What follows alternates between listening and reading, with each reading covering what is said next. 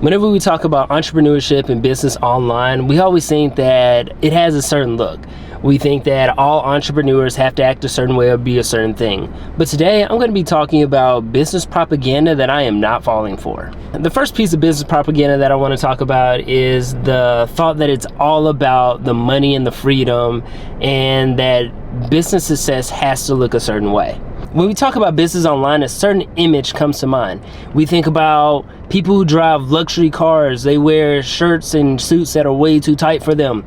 We think about beautiful women. We think about having money freedom, time freedom, location freedom. And I mean, business can be that if you want it to be, but honestly, business is about creating a life that you want to live.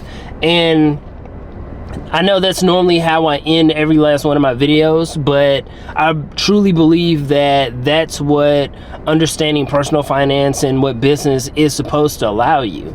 You get to choose how your day, week, month, and years are structured. And you get to create a business that reflects that in, most importantly, an ethical way that serves whatever client that you want to serve, and also takes care of you and your family. So that's really what I'm about when it comes to business. I want to talk about the realities of having a business, not what you see on the internet. I'd rather show you the reality of what having a business looks like rather than showing you what my credit card can buy me. The second thing that I want to talk about is that you have to build in secret and move in silence to be successful. And I really don't agree with that. I think that is a good way to work very hard on an idea that nobody wants to pay for once the idea comes out. The way that I started my business is that I went after customers first. Actually, it kind of happened on its own while I was learning a new skill. I don't think I've told you this, but I built my business starting in 2020. I had my mom's old Nikon. It was made in 2006, so it's older than 12 at this point. But the point being, it was a very old camera. I was just learning how to use it, playing around with it back during 2020, and I was just learning how to use a camera. Every day I would take 100 photos and try to edit them and stuff like that, and every day I would get better. And I got to a point where I felt like I was doing good enough work that I was proud to show my family and my friends. And I also felt like I was good enough to start taking photos at my kids' flag football games. So I took some photos and I thought, hey, these photos are pretty good. And I approached the league organizer and asked them about working together, because their organization was brand new at the time as well. So it was mutually beneficial. I would take pictures for this flag football organization. They would pay me a little bit of money. And they used to send me to different locations to get different games. So not only was I watching his games and covering his games, I was covering the entire leagues.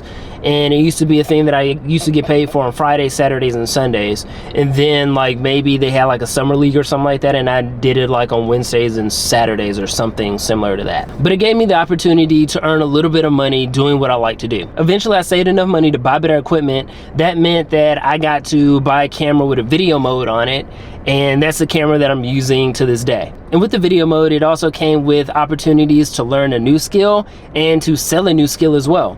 Eventually I moved on from that client. I picked up some bigger and more high-paying clients, and from there, my business just grew, and I was able to quit my job and do this full time. So building in silence, honestly, I don't think that's the move. You start where you are, and you take the clients that can work with you at the skill level that you're at. The next myth that I want to talk about is that you have to take a huge risk to be successful. I don't believe in that at all. As you just heard, I didn't take any money or use any kind of loans to start up my business or anything like that.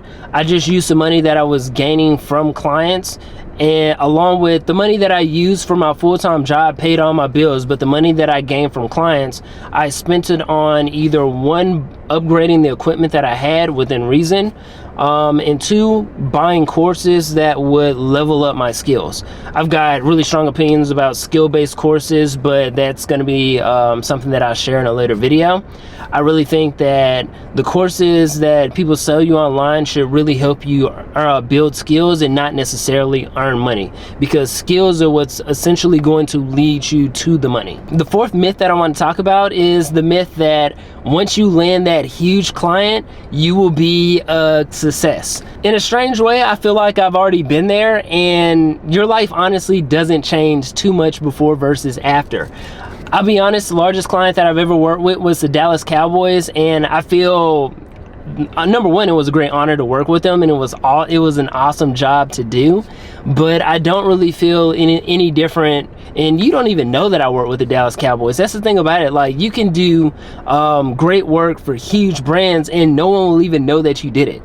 Maybe one day you will know, though. Maybe next year you'll see some of the work that I've done. Hopefully even sooner you'll see some of the work that I've done with other brands, which I'll probably discuss in a video maybe next week, maybe a few weeks from now. I'm still working out the details of that. Just know it has to do with racing, and I'm super excited about it. Once you land huge customers, it doesn't make you an overnight success. It doesn't really change too much, except now you get more inbound leads, which does help. I'm still going to these type of meetings and conferences because I'm still like looking for clients and stuff like that. So I can't completely shut off like going outbound to get new leads and stuff like that. But I've finally gotten to the point where people are calling my phone and asking about my services. And I mean, it's, what is this, year 3 for me? So yeah, I personally don't have my foot off the gas at this point when it comes to like finding new clients, but one client isn't going to make or break you. Sorry to have to break that to you. The next myth that I want to talk about happens pretty early on in your business, and that's worrying about logos, taglines, and a website when it comes to like running a business. Your business is about making money.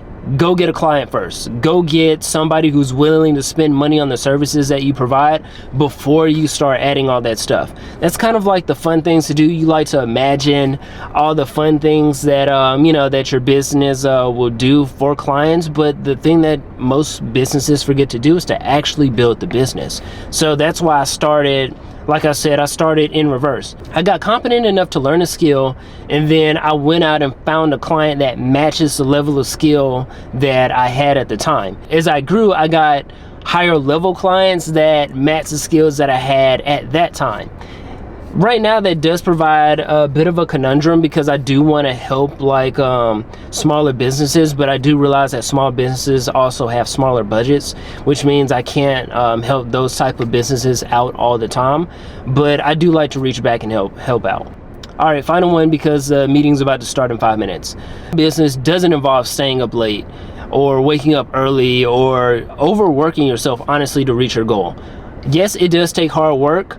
Yes, it does take working outside of your business hours, but also work within reason. I firmly believe like any of the work that I do like past a certain time, whether that be like 10 p.m. is going to be absolutely terrible.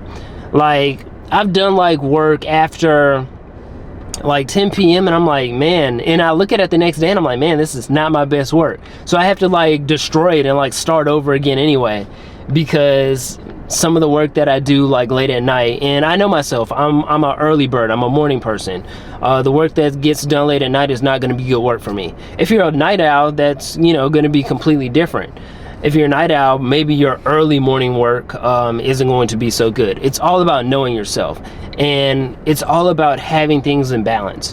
I do find myself working 7 days a week at times, but I do realize that my days aren't exactly 8-hour days. Some days I work 5 hours, other days I'd be lucky if I worked 3 hours. That's a very light day. But my days aren't, you know, completely 8 hours of doing the same type of work, whether that be shooting, editing, researching, or anything in between. You've got to have balance in your life. It's okay to work hard, but it's also okay to take some time to enjoy the things that you love doing. For example, right now I'm spending a lot of time reading and sim racing. I'm really loving the activities that I'm doing outside of work, but that doesn't mean that my work takes a back seat. So that's pretty much much it for today. Hopefully you learned something that you can use to create the life that you want to live, and I'll see you in the next video.